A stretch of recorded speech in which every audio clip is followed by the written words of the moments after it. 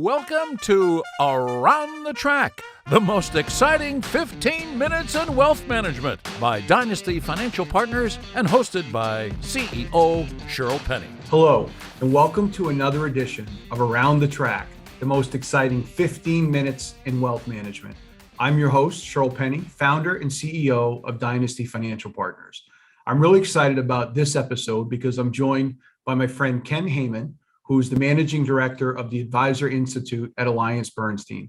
Ken, thank you so much for joining me for today's episode. Shirl, it's a pleasure to be here. Before we jump in, I just want to take a moment and also, Ken, just say thank you to you and all your colleagues at AllianceBernstein. You are exclusive sponsors and partners with us on our Dynasty Advisor to CEO program. We're off to a great start there. So I just want to take a moment and thank you and AllianceBernstein. It's absolutely a pleasure to be part of that and have enjoyed my experience with the program so far, having seen some of the process that you guys are going through. Great. And I'm sure we'll talk a little bit about that over the next 15 minutes together. So with that, let's jump in. Ken, you know, our only rule on Around the Track is we have to make our way around the virtual track behind me, which is a mile around, representing 8 furlongs. So we'll have 8 questions that I'll fire away at you. We have to do that all inside of 15 minutes. So let's get after it. In racing, how you break from the gate matters. So I'm going to give you a nice, easy question. At least I hope it is, to break out of the gate strong. And they're off. Tell the audience about Ken. Just tell us about yourself personally and professionally. So I'm the managing director of the Advisor Institute at AllianceBernstein. We started this program in 2005, and the vision was to integrate tactical and practical insights from the behavioral sciences into the work of the retail financial advisor, applying it at all different levels of how advisors work with clients. And the ultimate vision was to improve the commercial success of our clients. Obviously, we're a value-added program that's part of an asset management company. We're part of the relationship building process. But the program really grew out of my history as a clinician, my work as a psychotherapist over many years, and my work with financial advisors, consulting with them, again, over many years, kind of bringing those things together with some very powerful resources for advisors to apply to their work with the human beings who are their clients. All right. So Ken, look, psychotherapy, asset management, wealth management, right? Those aren't always things that we think of together. So how have you applied your background in psychotherapy and expertise there and experience in the financial service industry? Well, you know, it's interesting when I talk to financial advisors who've been at this task for a while. A lot of folks at Dynasty who really achieved at a very high level, they will say that they're as much a psychologist or a counselor to their clients as they are a financial navigator for their clients. And in fact, they often don't make much of a distinction at all between those two aspects of their work. The work of a financial advisor is mediated through language. It's about helping people make better quality decisions. It's about influencing folks so they don't make bad decisions. You think about the work of a psychotherapist, it's the same thing. We use language to help people make better quality decisions, to help them avoid making bad decisions, to be a resource to them with an area of expertise. So the application of language patterns designed to influence human beings, the ability to understand deeply what's going on with the human being so that we can help that human being accomplish what they want. In the case of the financial advisor, to author the second half of their adult life. There really are a lot of overlapping areas there. And so the work I did over 20 years as a psychotherapist and the graduate level training that I received there and the experiences there all map almost perfectly to a high quality, holistic type wealth management engagement between advisor and a client. All right, so let's maybe go a little bit deeper there. So you have a unique lens, right, through which you are looking at our business. So if you were to look out, let's pick a time frame, the next 5 years, what has you really excited about our industry? Well, there's a lot of stuff happening in the industry right now. And one of the things that's really challenging in any industry is to understand how things will actually play out. We know from research into expert consultations that even high quality experts have a great deal of difficulty looking 5 years out and making an accurate call. What I see right now that's exciting to me is more and more advisors moving out from a narrow focus on just asset management and beginning to engage the broader range of issues that their clients have. Now, this is happening at the same time that a larger and larger number of individuals in our culture are waking up to the fact that they're living complex financial lives, and that those complex financial lives require making decisions in the context of complexity and uncertainty that have consequences attached to them. The more our culture wakes up to the fact that life is complicated, decisions matter, the more the value of the financial advisor will increase.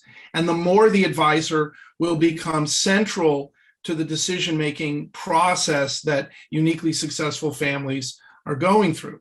So I see the future of this industry being very bright. I see the largest practices and the most successful practices currently being designed today. We're going to see enormously powerful businesses and a great deal of success opportunity for advisors who are kind of oriented toward this emerging consciousness that I see growing across the culture.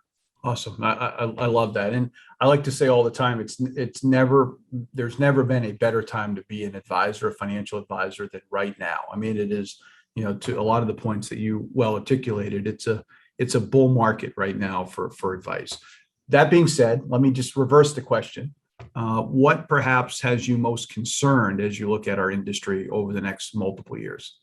Well, I am concerned in two ways, for the industry and for the clients of the industry. So for the clients, my concern is they are living with complexity, often not understanding their complexity. And depending on the advisor and the value system and the practice of the advisor, clients may only be getting a portion of what they actually need from their advisor, leaving them with vulnerabilities that may have consequences. I think increasingly, as people are dependent on their own accumulation of wealth and their management of wealth, there's going to be increasing accountability and increasing responsibility on advisors. And I think advisors are not yet fully prepared for that. And that concerns me, that if we're going to wade in, we have to be prepared to wade in wisely and knowledgeably to the well-being of our clients. The thing that I am also observing in the culture is a pervasive and ongoing fee compression. Advisors need to remember that the client gets a vote, the customer gets a vote, and there's an enormous amount of disruption and innovation happening in the industry. There's an enormous amount of new energy coming in, and I use the term a lot. The things that Jeff Bezos knows that advisors need to pay attention to. Jeff Bezos knows two things. Jeff Bezos knows, first, that human beings adopt new ideas eventually. The whole idea of Amazon required the culture to begin adopting a digital intermediary for their shopping.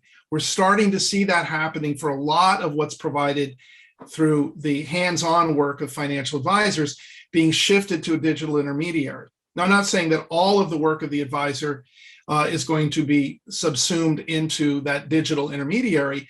But Jeff Bezos knew that people would eventually adopt a new idea. And if you can drop your prices because you are working at scale, you can disintermediate the hands-on work of the advisor. And I will tell you that the Susskind Consulting Group has published a very interesting book titled The Future of the Professions, in which they say that most professions are going to be significantly disintermediated with the rise of expert programming that will take the place of advisors. I think the prudent advisor needs to be thoughtful about where they're investing their expertise. I think asset management is going to be increasingly and continuously commoditized. Pricing for asset management is already being undermined by alternative scalable providers. To the extent that the advisor wants to maintain a premium fee, they're going to have to move their expertise into that holistic wealth management effort area and expand their business model so that the client is receiving that very customized, very high touch, very detailed address of the complexity of their financial life. A lot of advisors are not in that space yet, and they're going to be in a position where innovation is going to put them in a disrupted environment. All right, look, so you're talking about innovation, maybe some disruptive technologies and innovation coming into the space, the cyborging, if you will, of our industry and where advisors should be spending their time. So I think that's a good segue to the next question, where I want to ask you about the work that you're doing day in and day out now at AllianceBernstein. I know you do a lot of practice management, consulting, coaching. If you were to kind of sum up where we sit today, what are one or two areas that you would say, that you spend, more of your time advising and talking to advisors about? Well, a lot of the approach of the Advisor Institute, and certainly what I bring in my own personal expertise, is the idea of intentional methodology. So if you go back to when I started in this industry, I started working with financial advisors in 1990. So I came in during that time when they were hiring a bunch of young people, putting them at a desk, handing them a phone book, giving them a telephone and saying, figure it out. And they had to figure out not only how to find clients, but they also had to figure out how to provide for those clients. And this was a very Wild West experience. And quite honestly, I was shocked at the lack of intentionality and professionalism that individuals were provided when they joined an organization to learn how to do this. Becoming a psychotherapist is like becoming a doctor or becoming an attorney. It's a graduate level training and a lot of time and preparation before you're out working with clients. So increasingly what we find is advisors are hungry for better methodology about how to manage client experience, methodology about how to communicate more effectively the knowledge that the advisor has, methodology about how to grow your business. This isn't a business anymore. It's that you can hope to just show up and fly by the seat of your pants and figure it out as you go. There are best practices, and those best practices can be mapped from one human to another human, and that new human can use those practices quickly to achieve at a higher level more rapidly. And given the efficiencies required in the current business, this is important. So we spend a lot of our time teaching methods. In fact, if you look at the whole curriculum of the Advisor Institute, that's exactly what we're providing. We give a wide range of areas of practice challenge and solutions in the form of specific actionable methodologies for an advisor to execute. You can kind of think of it as populating a toolbox with these tools that are based on language or psychological insights or other action and behavioral patterns that the advisor can use to accomplish their desired outcome. That's the whole shooting match when it comes to the Advisor Institute. Perfect. Thank you for that. I'm going to shift now. I got two questions for you around leadership. And we were very fortunate, and again, thank you, to you personally and a number of your colleagues that were able to join us in Boston at MIT for our inaugural kickoff event of Advisor to CEO. And my question here around leadership, and a lot of people watching this conversation or maybe perhaps making a transition to becoming a CEO for the first time in their career. Maybe they've launched a new business and they're now running an REA. Given kind of, again, the unique seat that you sit in, you get to work with a lot of elite advisors, but also great leaders and CEOs of businesses. As you think about what separates good from great, what are a couple things that you've observed that really you can point to and say that makes a great CEO or leader within wealth management? A great CEO thinks about the institutional process that they're managing. A great CEO doesn't simply put a bunch of humans together and say, hey, have at it, do it any way you feel like it. they set a vision for what kind of process we're going to use here, how we're going to do this, what the best practices are. And they're constantly holding their people up to a higher standard than what they brought to the process. They see themselves as developing an institutional culture and bringing people into that culture so they can execute at that higher level. The great CEO thinks about the institution as something that ultimately can be sellable. So they're thinking about, as Stephen Covey said, they're beginning with the end in mind. What kind of business am I building? How can I build it so it's self-sustaining? How can I call my people to a higher level of quality? How can I create a vision of what these folks should be doing? And finally, Shirl, the great CEO thinks about the experience they want their client to have. Now, we could talk about this for hours and not exhaust the subject, but just let me give you one quick vision here. Every single person who works in Disney World, that is customer facing at Disney World, has a specific role. And those roles are very highly defined in terms of their methodology, inclusive of how somebody who's in a shop serves the shop visitor, or how somebody who's sweeping the street maintains the hygiene of the area. What they're also sharing in terms of their value system, and what's very intentionally created there, is they also understand that everyone who's customer facing is a cast member responsible for a small piece of the larger experience of the human being who's visiting. The great CEO sweats the experience their organization is giving their client. They understand that experiences are manageable.